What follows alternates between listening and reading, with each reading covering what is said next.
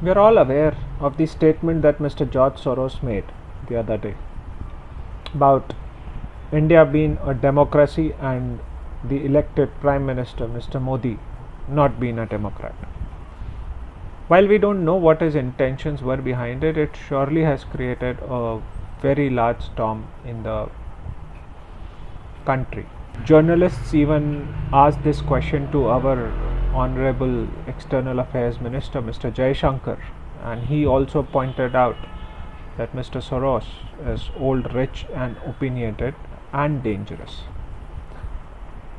But do we really need to worry about Mr. Soros all that much and what his views and opinions are?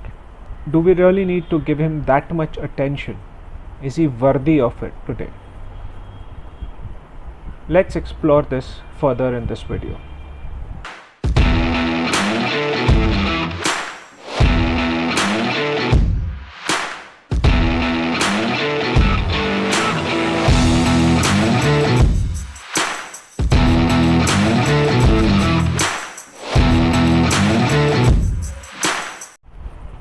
Now we all know that Mr. Soros is called the person who broke Bank of England. What happened then? He made a very large bet against the currency of England, which is the pound, and that bet actually paid off. So he shorted the currency fell, and he made a boatload of money. Now let's look at the situation then and the situation today in respect of where India is. So we will compare UK of 1992 when Mr. Soros made his bet and India of today when this rhetoric has come up in terms of his opinion on the Indian economy, and see whether Mr. Soros really is worth our attention or not. The basic number, the GDP of India versus GDP of UK. GDP of India today is $3.16 trillion, while that of UK in 1992 when Mr. Soros made his bet was $1.17 trillion. The debt to GDP ratio were fairly comparable. UK was at 30.40% in 1992, which today it is at 195%, versus India, which is at 46.5% debt to GDP ratio today. So India is in a much better position than UK when we compare India of 2023 versus UK of 2023. Another important factor to consider is the market cap of stock exchanges as a percentage of GDP. India in 2023, the market cap of stock exchanges as a percentage of GDP is 97.3%, which essentially means that Indian stock exchanges have a total market cap of close to $3 trillion. In other words, the value of all listed companies on Indian stock exchanges is close to $3 trillion. The same number for UK in 1992 was 80.9%. So essentially what it means is that the total value of all companies listed in UK stock exchanges was close to $1 trillion as compared to a $3 trillion market cap of companies in India today. The market cap of all listed companies is $3 trillion today, but are all of them traded?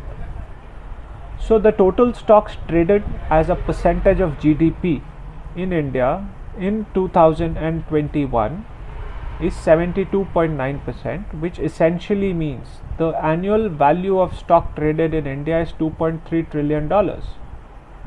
The annual value of stock traded in UK in 1992 was $0.32 trillion or $320 billion. So that's also a substantial amount considering 1992. But now let us also look at where Mr. George Soros's wealth was, or his asset under management was, during both times, to get a better picture. The asset under management, as per all the research which I could do and find, today of Mr. George Soros's all funds, George Soros fund, is $7 billion. What was it in 1992? It was $7.7 billion. As a percentage of total stocks trade value, today Mr. George Soros's net worth, or AUM, is not even 0.3% of the stocks traded in the Indian exchange. In 1992, Mr. George Soros's net worth, or the asset under management, was 2.4% of the value of stocks traded. So he had that much more leverage in 1992 as compared to today.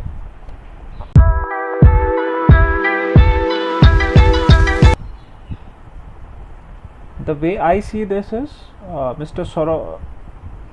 George Soros today is a nobody in the world markets.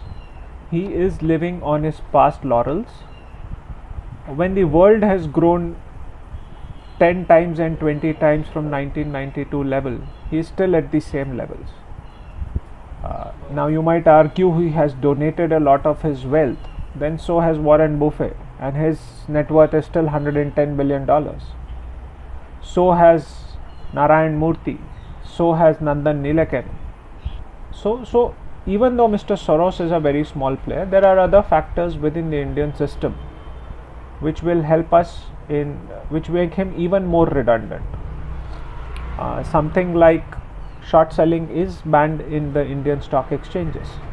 There is simply no way you can be a short seller in the Indian stock exchanges, because it's illegal. Secondly, the total FII investments have an upper cap of 24% for most of the companies. Anything more than 24% needs a special RBI approval. Both these laws of India, laws of the land, combined with the fact that Mr. Soros's AUM is not even a blip on the value of the total Indian stock markets today, or a blip on the value of Indian GDP today, tells me that we are giving too much importance to what this old gentleman had to say. He might have had a few great calls over his lifetime, but as of today, whatever his thinking is, he will not be able to move the Indian growth trajectory by even a little with his resources and with his capital and with his rhetoric. Jai Hind.